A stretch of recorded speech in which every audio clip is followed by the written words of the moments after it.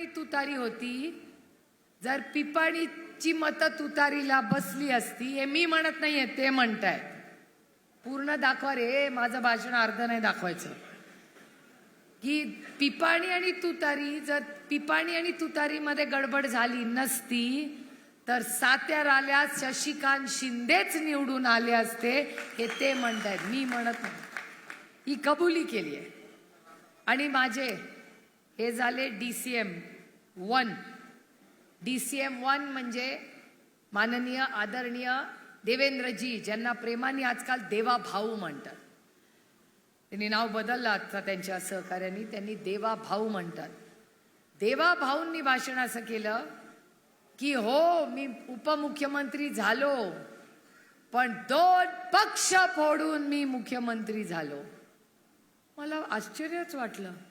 म्हणलं देवा भाऊ तुमसे ही उम्मीद नथी, कारण का माझ्या देवा भाऊंकडून फार अपेक्षा होत्या. अरे विरोधात असला म्हणून काय झालं, चांगल्याला चांगलं म्हणलं पाहिजे. मी गडकरी साहेबांबद्दल चांगलंच बोलते, कारण का गडकरी साहेब चांगले.